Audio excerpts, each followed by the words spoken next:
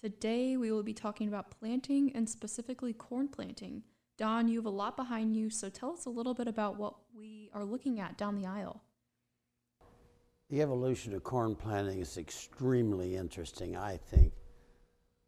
The Indians taught us in 1620 to use the dibble stick to just poke a hole in the ground, drop in a seed, put a fish beside it, and then we've got, let it grow and so on.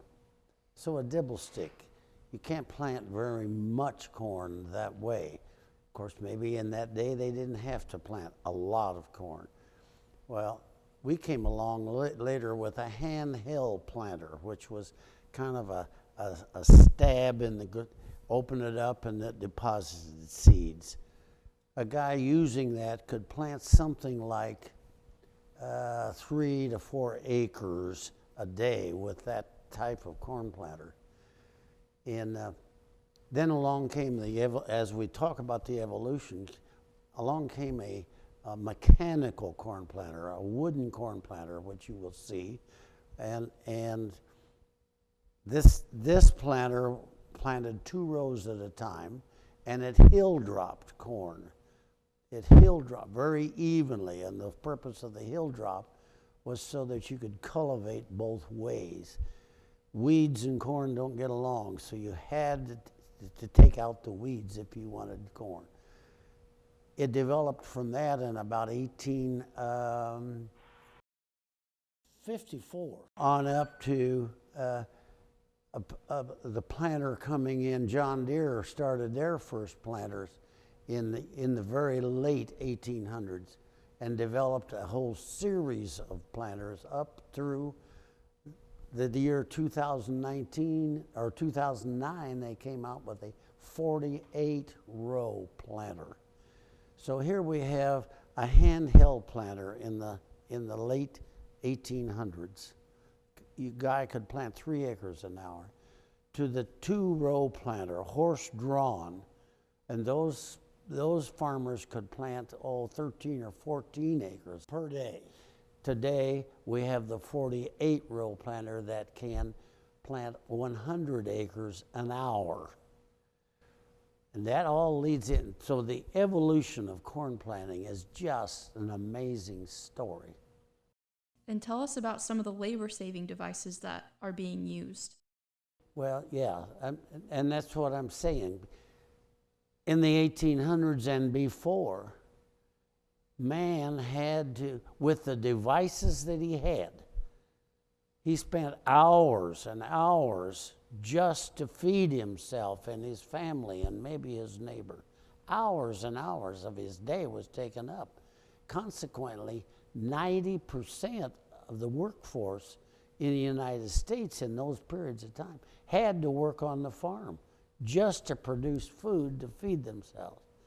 Today, as an example, with the 48-row planter, one man operated, he can plant 100 acres an hour. Today, that ratio from 90 has been reduced to about 1% of the workforce in the United States works on the farm. 1%. That's uncanny. 1% is raising the food for all of us and a good portion of the world. So the labor saving in there, and that's, those handheld things, and even the 2-row planter, following the horses, getting the work done properly on the field itself. Very labor intensive, very labor, and you better know what you're doing as you do that. Today, choom, it's done.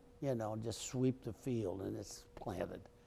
So it's a great difference has evolved from this. Where will it go in the future? Good question. Good question. Don, tell us about the changes to the corn seed itself. The corn seed itself has been developed and has evolved. We got to go back to 10,000 BC around Mexico City. We find the first evidence of the corn plant that we know today. And it was a weed-like growth. It was a weed-like looked much like a weed that we'd have today, but it had a little bit of a head, like I don't know. I can't think of the weed that we have today. Anyhow, and man developed that. He found that there were seeds within that head of that little seeds, and he developed it. He took the best that he could find and replanted it, again the best, and replanted it, and a year next year the best and replanted. He kept doing that and doing that until we have what we called open pollinated corn up into the 30s. Everything up until it was open pollinated. He'd plant a seed and it would pollinate itself and or its neighbor. Open pollinated.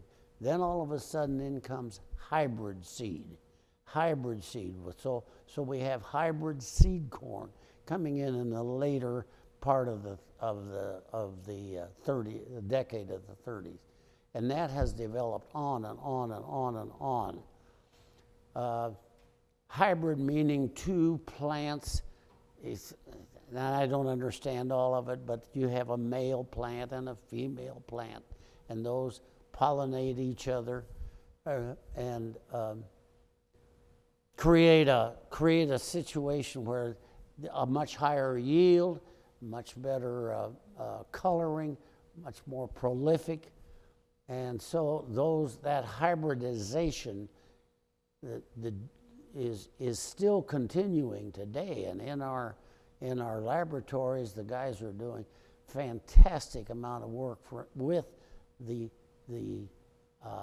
genes, I guess you call them, within the seed itself.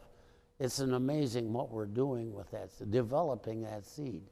Some people call that going against nature. They don't think we ought to be doing that. They argue that it's unhealthy, what we've bred into the seed itself. I maintain that, hey, we've been rebreeding the seed itself for the last 12,000 years. So there's not too much evidence. I don't think you can prove to me that what we're doing with the breeding of seed today is injurious to the human being. I don't know. That's an open question, and I choose to believe that it's only better. If we didn't have hybrid seed corn today, we wouldn't have near the feed and seed to furnish to ourselves and to the world. We wouldn't have it. Don, you have a rack of corn behind you. What specifically is that? That's part of this thing I was talking about. A farmer picks his corn, and then the open pollinated. Now, you can't, hybrid seed is sterile seed, or probably won't even grow. But before that, in the open pollinated corn, you would pick your best ear out as you hand husk your ear. You'd pick out the best ear and you lay it aside. Then another one and lay it aside. That is your seed for the following year. Now you can't pile that up in a pile. It's best to dry it thoroughly. So that's why you see the rack. That's a drying rack. You picked your best seed, the best ear that you can find, poke it on, let it dry all winter, and then come about February, you'll shell that off of each ear, shell it off, and that will be your seed for the following year.